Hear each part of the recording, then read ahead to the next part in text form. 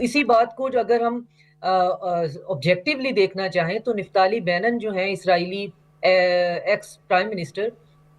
وہ think tanks میں اور لیکچر جو ہیں وہ 3-4 دیتے پھر رہے ہیں، اور وہاں پہ وہ ایک بات جو ہے وہ بہت وائرل بھی ہو رہی ہے کہ وہ یہ کہہ رہے ہیں کہ جو شیعہ ایکسس ہے ہمارا دشمن، وہ اب ہمارے لیے اتنا ڈینجرس نہیں ہے، سنی ایکسس جو ہے وہ ہمارا اگلا دشمن ہے، ہمارا اگلا ہدف ہے، اور اس میں وہ چند نام لے رہے ہیں جس میں وہ کہہ رہے ہیں جی ترکی، سعودی عربیہ اور نیوکلیر پاکستان، یہ ہماری بقا کے لیے جو ہے بہت بڑا خطرہ ہے، اور اب ہم نے ان سے نمٹنا ہے۔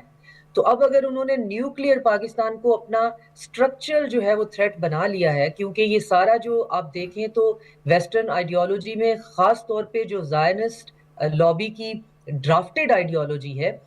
اس میں آپ سب سے پہلے ایک اینٹی کو سٹرکچرلی تھریٹ بناتے ہیں،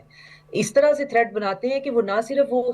اس کا سٹرکچر اپنے لیے خطرہ ہے، ریجن کے لیے خطرہ ہے، براڈر ریجن کے لیے خطرہ ہے، پھر ہیومینٹی کے لیے خطرہ ہے۔ یہ تماشا ہم نے لیبیا میں دیکھا، سوڈان میں دیکھا، یہ تماشا ہم نے سیریا میں، عراق میں اور اب ایران میں بھی دیکھ رہے ہیں کہ آپ پرایا بنا دیں ایک اسٹیٹ کو، اسے کہیں کہ جی یہ اس کے سٹرکچر کے اندر کوئی پرابلم ہے اور اس کا سٹرکچر ڈسمینٹل کرنے کی ضرورت۔ یہ نیریٹو جو ہے وہ سنی ایکسس کے خلاف بھی استعمال ہونا شروع ہو گیا، لیکن اس میں بات یہ ہے کہ اب جن ممالک کی بات ہو رہی ہے وہ لیبیا یا سیریا یا عراق نہیں ہے، تو یہ ان کے لیے بڑا ڈیسائسو ہونے والا ہے۔ یہ وہی حق اور باطل کی بات ہوگی جس میں دو جو دنیا کے کونے ہیں، جن میں ایک جو ہے وہ پرانے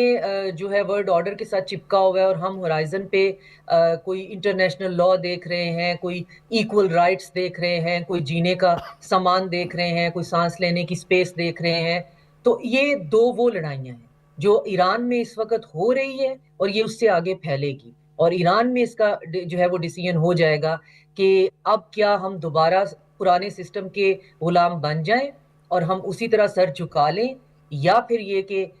نیا جو ہے وہ سسٹم جیت جائے گا، کیونکہ یہ ملکوں کی جنگ نہیں ہے، یہ دو سسٹم کی، دو ورلڈ آرڈر کے درمیان جنگ ہے، اور یہ بہت پھیلی ہوئی ہے، جس میں ہم نے ریسنٹلی دیکھا ہے کہ گلف کے اندر بڑی امیجیٹ ریئلائزیشن ہے، اور چیزیں جو ہیں وہ بہت ریپڈلی انفولڈ ہو رہی ہیں، خاص طور پہ جو بیسس پہ اٹیک ہیں جاوید صاحب، وہ بڑا آئی اوپنر ہے۔ یہ بیسس وہاں پہ اس لیے بنائی گئی تھی نا کہ ایک بہت بڑا مانسٹر ہے اس ریجن کے اندر جو اسٹیٹ آف ہرمز کو چوک کر دے گا، اور ایران کو کنٹرول کرنے کے لیے ویسٹ جو ہے وہ آ کے وہاں بیٹھے گا، اور نہ صرف یہ کہ گلف کو سیکیور کرے گا بلکہ اس بڑے جو ایک بلا ہے اس کو بھی کنٹین کرے گا۔ تو وہ